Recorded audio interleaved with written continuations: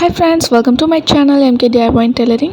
இன்றைக்கி நம்ம வீடியோவில் இந்த நார்மல் ப்ளவுஸ், அதாவது நான் லைனிங் ப்ளவுஸ் இருக்குது இல்லையா, அந்த ப்ளவுஸுக்கு நம்ம எப்படி பேக் நெக் டிசைன் பண்ணுறதுன்றதை பார்க்கலாம். வீடியோ ஸ்கிப் பண்ணாமல் பாருங்கள். நான் நிறைய இதில் ஐடியாஸ் கொடுத்துருக்கேன். இந்த ஒரு டிசைன் மட்டும் கிடையாது, என்னென்ன மாதிரிலாம் டிசைட் பண்ணலான்னு ஐடியாஸ் கொடுத்துருக்கேன். ஸோ வீடியோ அதையே ஸ்கிப் பண்ணாமல் பாருங்கள். இப்போது இந்த மாடல் எப்படி நம்ம ஸ்டிச் பண்ணுறதுங்கிறத வீடியோவில் பார்க்கலாம். வாங்க வீடியோக்குள்ளே போகலாம். ஓகே, நான் இப்போ அதே பிளாக் கலர் கிளாத்தில் கிராஸ் பீஸ் கட் பண்ணி அட்டாச் பண்ணி வச்சுருக்கேன். இப்போது நம்ம கெட்ட பக்கம் வெளியே இருக்கிற மாதிரி, அதாவது ராங் சைடு வெளியே இருக்கிற மாதிரி இப்படி மடிச்சுட்டு நம்ம ஸ்டிச் பண்ணிக்க போகிறோம். அப்போ தான் நமக்கு திருப்பி எடுக்கும்போது நமக்கு நல்ல பக்கம் இருக்கும். இப்போது கரெக்டாக அந்த ஒரு ஃபுட் அளவுக்கு நான் ஸ்டிச் பண்ணுறேன். இதை விட நீங்கள் தின்னாகவும் நீங்கள் ரெடி பண்ணலாம். நான் இப்போது கொஞ்சம் திக்காக தான் ரெடி பண்ணுறேன். ஓகே, நான் இப்போ கரெக்டாக அந்த ஒரு ஃபுட் அளவுக்கு நான் ஸ்டிச் பண்ணிகிட்டே வரேன். நீங்கள் எந்த அளவு வச்சுக்கிறீங்களோ எண்டிங் வரைக்கும் அதே சைஸில் தான் நீங்கள் கடைசி வரைக்கும் ஸ்டிச் பண்ணணும். ஸோ நீங்கள் எந்த அளவு வைக்கிறீங்களோ அதே மாதிரி ஸ்டிச் பண்ணுங்கள். இந்த நான் சொல்கிற மெத்தடில் நீங்கள் எவ்வளோ தின் சைஸ் டோரினாலும் நீங்கள் ஸ்டிச் பண்ணலாம். இப்போது நான் ஒரு மீடியம் சைஸில் தான் நான் ரெடி பண்ணுறேன். நீங்கள் இதில் எவ்வளோ தின் சைஸ்லனாலும் நீங்கள் ரொம்ப ஒல்லியாக மெல்லிசான ரோப் மாதிரி கூட ஸ்டிச் பண்ணிக்கலாம். இப்போது இதை எப்படி திருப்பி எடுக்கிறது பார்க்கலாம்.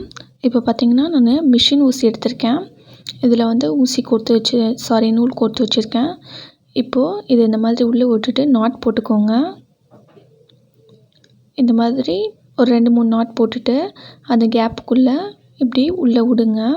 உள்ளே விடுறது அதாவது ஊசியோட பேக் சைடு இருக்குது பார்த்திங்களா, அதை தான் உள்ளே விடணும். இது மாதிரி நீங்கள் ஃப்ரண்ட் சைடு உள்ளே விட்டிங்கன்னா நீங்கள் இப்படி உள்ளே விடும்போது கையில் குத்துறதுக்கு சான்ஸ் இருக்குது.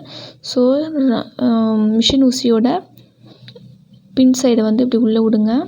விட்டுட்டு நீங்கள் அந்த எண்டிங் இருக்குது பார்த்திங்களா, அதை கொஞ்சம் இப்படி திருப்பி விட்டாலே போதும். அந்த ஊசி உள்ளே போகிறதுக்கு கொஞ்சம் சுலபமாக இருக்கும். இதே மாதிரி எண்டிங்கில் ரொம்ப சுருக்கு சேராமல் பார்த்துக்கோங்க. நீங்கள் உள்ளே விட அந்த சுருக்கு சேராமல் கீழே எடுத்து விட்டுட்டே வாங்க. ஒருவேளை உங்களுக்கு சரியாக டேர்ன் ஆகாட்டி இந்த நமக்கு எக்ஸ்ட்ரா இருக்க கிளாத்தை கொஞ்சம் கட் பண்ணி விட்டுக்கலாம். இப்போ நான் கொஞ்சம் திக் சைஸ் தான் பண்ணுறதுனால எனக்கு அந்த பிரச்சனை இல்லை. ஸோ நான் அப்படியே எடுத்துக்கிட்டேன். இப்போ இந்த எண்டிங்கில் மட்டும் கொஞ்சம் சுருக்கு இல்லாமல் எடுத்து விட்டுக்கிட்டே வந்தீங்கன்னா ஈஸியாக அதை டர்ன் பண்ணிடலாம். இந்த எண்டிங்கில் மட்டும் சுருக்கு விடாமல் பார்த்துக்கோங்க. இப்போ பார்த்திங்கன்னா நம்ம ஃபுல்லாக எடுத்து முடிச்சிட்டோம். இப்போ பார்த்திங்கன்னா இந்த இதை கட் பண்ணி இப்போ பார்த்திங்கன்னா இது ஒரு நெக் டிசைன். இதில் எப்படிலாம் நம்ம இந்த டோரி வச்சு நம்ம நெக் டிசைன் பண்ணலான்றதை பார்க்கலாம். இப்போ நீங்கள் இந்த மாதிரி ட்ரையாங்கிள் ஷேப்பில் வச்சுக்கலாம். இல்லை இந்த மாதிரி கிராஸாக வர்ற மாதிரி வச்சுக்கலாம். இல்லை இப்படி ஸ்ட்ரைட் லைன்ஸ் வர்ற மாதிரி வச்சுக்கலாம். உங்கள் இமேஜினேஷன் எப்படியோ அதுபடி நீங்கள் வச்சுக்கலாம். நான் இப்போ இந்த மாதிரி கிராஸாக இருக்க மாதிரி வச்சுக்க போகிறேன். இதை எப்படி பண்ணலான்னு இப்போ பாருங்கள். நான் அந்த கார்னரில் இப்படி அந்த டோரியை வச்சுட்டு இந்த ரோப்பை வச்சுட்டு நமக்கு எந்த சைஸ் வேணுமோ கட் பண்ணிக்கோங்க. மறுபடியும் நான் அந்த டோரியை வச்சுட்டு இப்போது அதோட கொஞ்சம் ஒரு 1 இன்ச்சு கீழே இறக்கி வச்சுக்கிறேன். நீங்கள் எப்பயும் தேவைப்படுற அளவோட ஒரு 1/2 இன்ச் எக்ஸ்ட்ரா கட் பண்ணிக்கோங்க. இது மாதிரி கட் பண்ணி எடுத்தாச்சு. இப்போ இந்த 3 ரோப்பையும் சேர்த்து வச்சுட்டு நம்ம ஸ்டிச் பண்ணிக்கிற போகிறோம். ஸ்டிச் பண்ணிவிட்டு திருப்பி அதை அந்த கார்னர்லேயே வச்சு அட்டாச் பண்ணிக்க போகிறோம். இப்போ பாருங்கள், அந்த 3 ரோப்பையும் நான் சேர்த்து எடுத்துக்கிட்டேன். 1 by 1 கீழே அடுக்கிட்டு இந்த மாதிரி நல்லா ரஃப் அடிச்சுக்கோங்க. அடிச்சுட்டு இதை நம்ம இப்போ இந்த கார்னரில் வச்சு ஸ்டிச் பண்ணிக்கலாம். உள்ளே கொஞ்சம் எக்ஸ்ட்ராவாக அந்த இது இருக்க மாதிரியே வச்சுக்கோங்க. அடுத்து நம்ம ஸ்டிச் பண்ணிவிட்டு கூட கட் பண்ணி விட்டுக்கோங்க.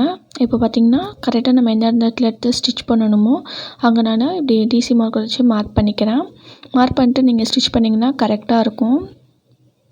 இப்போ நம்ம கரெக்டாக மார்க் பண்ண ப்ளேஸில் அந்த ரோப்பை கீழே விட்டுட்டு இந்த மாதிரி நல்லா ரஃப் அடிச்சுக்கோங்க. இந்த டிசைன் பார்க்குறதுக்கு ரொம்ப ரிச்சாக இருக்கும். இது மாதிரி உங்களுக்கு சிங்கிள் ரோப் மட்டும் வைக்கிறனாலும் நீங்கள் வச்சுக்கலாம். நான் இப்போ வந்து 3 ரோப் வைக்கிறேன். இது மாதிரி நீங்கள் ஒன் சைடு மட்டும் வைக்கலாம். இந்த சைடு இந்த கார்னரில் வந்து நல்லா ஒரு திக்கான பேட்ச் ஏதாவது அட்டாச் பண்ணிட்டு இந்த சைடு அந்த 3 இதுலேயுமே நீங்கள் வந்து ஸ்டோன்ஸ் ஏதாவது ஒட்டிக்கலாம். நான் இப்போ வந்து டபுள் சைடும் வைக்க போகிறேன். இதே மாதிரி இன்னொரு சைடும் வச்சுக்கலாம். இப்போ பாருங்கள், இது வந்து நமக்கு கிராஸ் பீஸில் தைச்சனால இந்த முதுகு நம்ம ப்ளவுஸ் போடும்போது எக்ஸ்பேண்ட் ஆகும் பார்த்தீங்களா? அப்போ வந்து நல்லா எக்ஸ்பேண்ட் ஆகி கொடுக்கும். ரொம்ப டைட்டாக இருக்காது. இப்போ நான் இன்னொரு சைடும் ஸ்டிச் பண்ணிட்டு காமிக்கிறேன். இது வந்து ஒரு சின்ன ஐடியா. இந்த மாதிரி ஸ்டோன்ஸு இல்லாட்டி பீட்ஸ் ஒட்டிக்கோங்க.